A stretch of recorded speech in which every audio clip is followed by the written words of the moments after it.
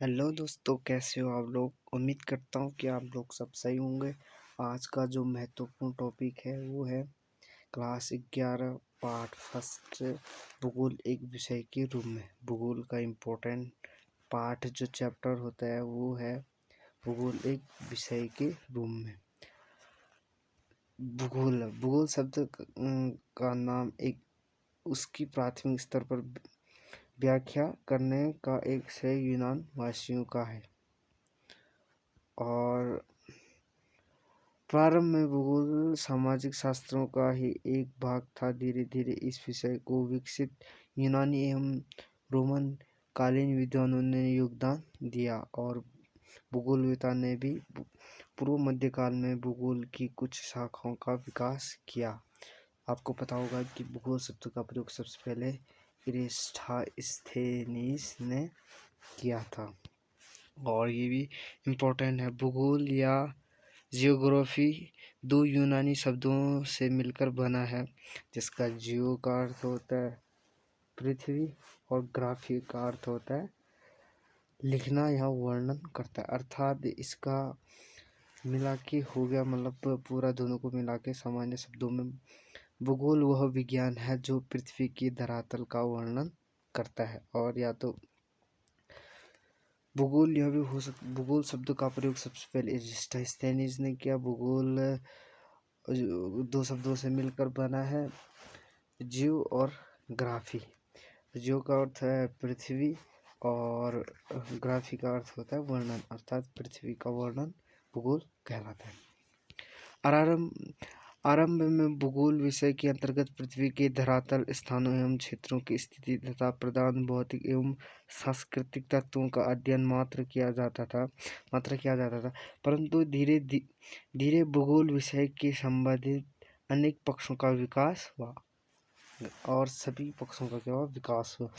प्रमुख भूगोलवेताओं के अनुसार, मतलब जो अलग अलग, जैसे एरिस्टोस्थेनीज ने परिभाषा दी और दूसरे वैज्ञानिक आएंगे हमारे, वो भी अलग परिभाषा देंगे।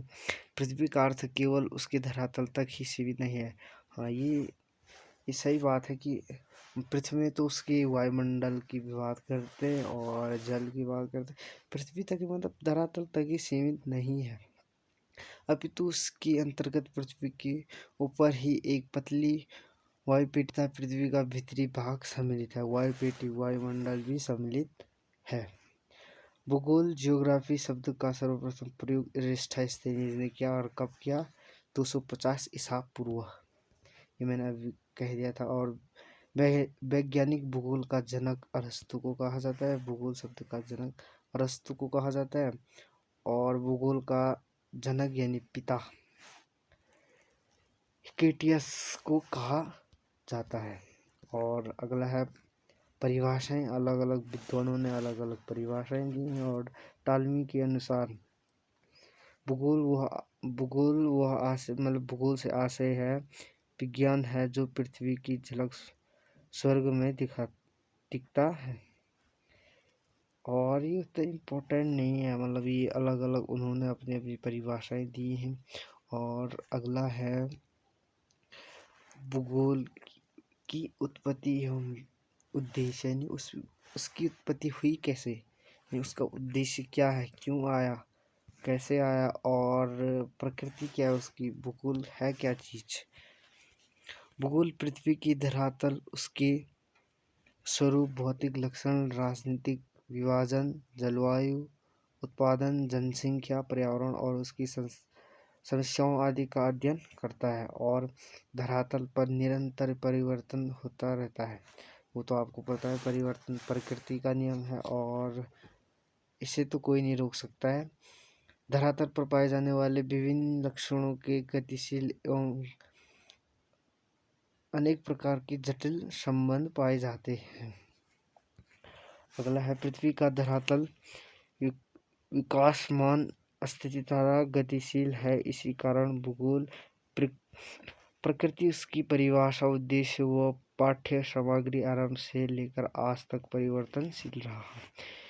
कभी इस विज्ञान को संस्थाओं का अध्ययन माना गया है, कभी राजनीति माना गया है, राजनीति का वर्णन, कभी तो इसे भूगोल माना गया। और गैस आपको लाइक करना है, शेयर करना है और कमेंट करना है और सब्सक्राइब करना है। कमेंट में आप बताएंगे कि आप किस शहर से बिलोंग करते हो और आपका फेवरेट हीरो कौन सा है। गैस बहुत इम्पोर्टेंट है। इसके बाद भूगोल को वैज्ञानिक मान्यता प्राप्ति, मतलब भूगोल को वैज्ञानिक मान्यता कब प्राप्ति दी गई, यानी प्राप्त है या नहीं है। वैज्ञानिकों ने भूगोल को विज्ञान की श्रेणी में रखा है। यूरोप में, जर्मनी की और अमेरिका के अनेक विश्वविद्यालयों में 19वीं शताब्दी में अजय पृथ्वी के स्वरूप एवं तथ्यों के ज्ञान को ही भूगोल विषय क्षेत्र माना गया है।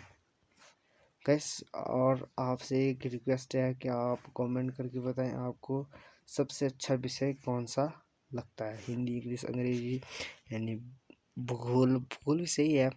सन 1950 के पश्चात भूगोल की बहुमुखी एवं विविधता के रूप में विकास की इसकी प्रकृति प्रारंभ की। इसमें अप्रदेश एवं संस्थाओं की समालोचनात्मक व्याख्या, सांख्यिकी एवं स्कूल आरेख, वायु फोटोग्राफी, दूर संवेदन, आचरण, भूगोल तंत्र संकल्पना, व्यवहारिक भूगोल का सभी क्षेत्रों में उपयोग आदि भी सम्मिलित किए जाते हैं। वर्तमान में भूग्रह के माध्यम से पृथ्वी के विभिन्न संसाधनों, दिशाओं व मौसम का अध्ययन भी किया जाता है। वर्तमान में क्या होता है कि मौसम के बारे में भी भूगोल ही बताता है। भूगोल के क्षेत्र में निरंतर विकास हो रहा है और मौसम बता देगा और कल क्या होगा, आज क्या होगा, अगले हफ्ते बारिश लगेगी या नहीं लगेगी, आज तापमान कितना रहेगा, ये सब किसके कारण हो रहा है, भूगोल के कारण। अब है भूगोल का उद्देश्य। भूगोल विषय के अध्ययन का उद्देश्य जटिल रचना वाले भूतल संबंधी ज्ञान में वृद्धि करना, पृथ्वी के धरातल का अध्ययन, मानव के निवास के रूप में प्रदेशों का अध्ययन, उनके संसाधनों का मानव विकास के लिए अधिकतम उपयोग करना है, इसका मुख्य उद्देश्य है।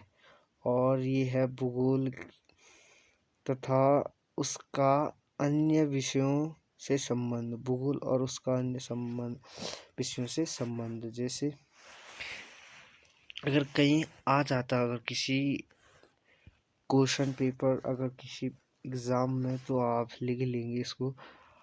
आर्थिक भूगोल, अर्थशास्त्र से संबंधित, जनसंख्या भूगोल, राजनीतिक भूगोल, बहुत तरह के भूगोल होते हैं। भौतिक भूगोल होता है, मृदा भूगोल होता है, पादप भूगोल, प्राणी भूगोल, मानव भूगोल, पर्यावरण भूगोल, बहुत सारे भूगोल होते हैं ये उसके। और गैस ये बहुत इम्पोर्टेंट है। इसके बाद भूगोल की शाखाएँ, ये तो यार इसे तो रट्टा ही मारना चाहिए, तब सही रहेगा। भूगोल के 2 शाखाएँ हैं, उप शाखाएँ, भूगोल की प्राचीन शाखाएँ और भूगोल की वर्तमान शाखाएँ। प्राचीन मैंने पहले कौन कौन थी और अब कौन कौन है।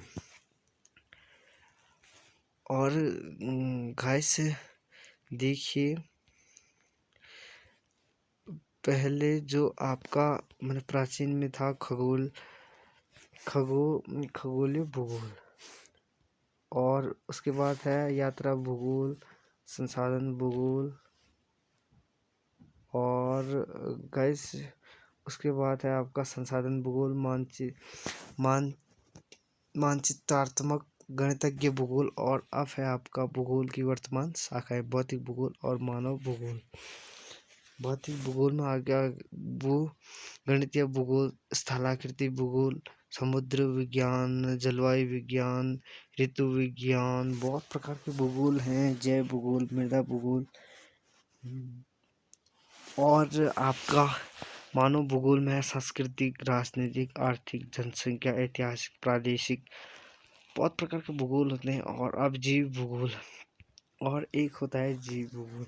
जीव भूगोल वनस्पति, पारिस्थितिकी, पर्यावरण, अनेक प्रकार के होते हैं। ऐसे से आप लिख देंगे। और भूगोल के 2 उपागम हैं। नंबर पहला जो आपका है क्रमबद्ध, और दूसरा है प्रादेशिक भूगोल। और गाइस बहुत इम्पोर्टेंट होता है प्रादेशिक भूगोल और क्रमबद्ध। आज हम पढ़ेंगे क्रमबद्ध भूगोल के बारे में।